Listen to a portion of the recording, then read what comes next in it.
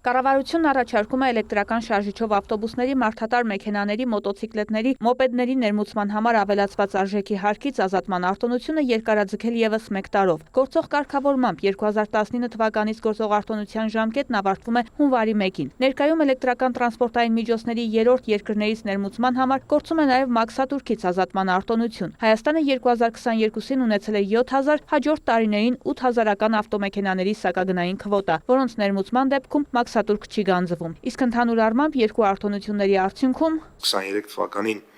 ներմուծման ծավալը կազմել է 9635, իսկ ինչը 22 թվականի համեմատ աճել է 75%-ով, 24 թվականի ներմուծման ծավալը կազմել է 11793, ինչը 23 թվականի համեմատ աճել է 22%-ով, եւ համատեղ համանշենք, որ 19 թվականի համեմատ ներմուծման աճը 24 թվականին կազմել է շուրջ 17.6 անգամ։ Միաժամանակ հարկ է նշել, որ տարեսկզբից մինչև սույն թվականի նոյեմբերի 19-ը ՊԵԿ-ից ներկայացված տեղեկատվության համաձայն Հայաստանի Հանրապետություն արդեն իսկ ներմուծվել է էլեկտրական շարժիչով 7 ավտոբուս, 16381 միավոր ավտոմեքենա եւ 2479 միավոր մոտոցիկլետ, մոպեդ։ Սպասվում է, որ նախորդ տարվա համեմատ 2 անգամ ավելի շատ էլեկտրական տրանսպորտային միջոց կներմուծվի, եթե արտոնության ժամկետը երկարաձգվի մինչև 26 թվականի դեկտեմբերի 31-ը։ Կարգավորումը կվերաբերի այն մեքենաներին, որոնք թողարկվել են 2023 թվականի դեկտեմբերի 31-ից հետո։ Սա կարևոր է, սակայն Թադևոս Ավետիսյանը կարծում է, որ այսօրվանից կառավարությունը պետք է մտածի տարիներ հետո սպասվող մարտկոսների թափոնների հարցի լուծման մասին։ Այստեղ խնդիրը այդ ակումուլյատորները, այսպես ժողովրդի լեզվով ասած, հետագայում բնապահպանությանը չխաթարելով պարտակելու խնդիրն է։ Հիմա ստեղ պետք չի նորից սպասել, որ 4-5 տարի հետո այն 17-18 թվերի բերած ավտոմեքենաների ակումուլյատորի խնդիրը գա աչքներիս առաջ եւ մեր դուրը ծեծի նոր ցայտնոտի մեջ ընկած, ասենք, վայ, ես ինչ պետք է անենք։ Օրինակ, օգտագործված Տեսլայի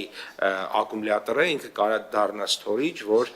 ցերեկը արտադրված էներգիան ինքը կուտակի իր մեջ, այս այդ միտունը իրիկունը ինքը օգտագործի։ Բայց լուծումներից մեկն է աշխարհի ոչ մի երկիր այսօր չի ասում, ես իմ էլեկտրական մեքենա չեմ օգտագործի, ինչա օրինակ 15 տարի հետո կարող է այդ հարցը լինի, որտեղ ընդհակառակը օրինակ նույն այդ առաջատար երկրները այս հարցի լուծման ուղղությամբ են աշխատանքներ տանում։ Ընկերություն կա, որը ինձ տեղեկացրել է անգամ պաշտոնական նամակով, որ իրանք արդեն իսկ ներդրումներ են կատարել այս ակումուլյատորների վերամշակման գործարան կառուցելու ուղղությամբ։ Ըստ Թադևոս Ավետիսյանի, այնուամենայնիվ անհրաժեշտ է արտոնությունն ավելի երկար ժամկետով, օրինակ 3-ից 5 տարով տրամադրել, որպեսզի չխաթարվի առաջարկի ու պահանջարկի տրամաբանությունը։ Արժույթի միջազգային հիմնադրամը դրական կարծիք չի հայտնել, բանակցություններով հանգել են կոնսենսուսային տարբերակի, տեղեկացրեց նախարարը եւ հիշեցրեց, որ նախագիծը քվոտաների մասին չէ։ Հիշում եք, որ այս տարվա համար կար 8000 քվոտա, որը բաժանել ենք երկու մասի՝ 5000 եւ 3000։ 3000 տվել ենք դիլերներին։ Այս պայդրությամբ դիլերները արդեն մոտ 1900 բերել են, բայց մենք հիմա ունենք նաեւ նախաձեռնություն, սրա մասին հայտարարեմ հիմա, որ եթե դիլերները չբերեն իրենց 3000 քանակը, ու ասենք օրինակ բերեն 2726 հատ կամ 2800 հատ, մնացած քանակը 200 հատ կլինի, 250 հատ կլինի, 400 հատ կլինի, մենք այն 5001-ից սկսած գնալու ենք ու այդ մարդկանց մաքսատուրքը հետ ենք տալու։ Արդյոք կա գնահատական քվոտավորված մեքենաները մնում են Հայաստանում, թե վաճառվում են երկրից դուրս, քաղաքացին իր գույքը կարող է տնօրինել իր կամքով, հայտնեց Պապոյանը, նշելով, որ վաճառքի արգելք չկա, իսկ արդյոք քվոտաների ավելացման մտադրություն կա։ Հայտարարել ենք նախապես, որ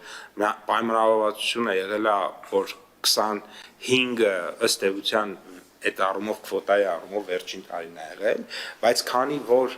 դուք հիմա ինձ ասում եք լինելու է քվոտա, ես ասում եմ նոյեմբերի 26-ի դրությամբ չկա տեղեկատվություն, որ լինելու է քվոտա։ Հանձնաժողովը նախագծին դրական եզրակացություն տվեց, իսկ Թադևոս Ավետիսյանը ձեռնպա քվեարկեց, հույս հայտնելով, որ այս դրական նախաձեռնությունը կհամալրվի իր առաջարկով, այն է արտոնությունը տրամադրել ավելի երկար ժամկետով։ Վարդուհի Արզումանյան, լուրեր։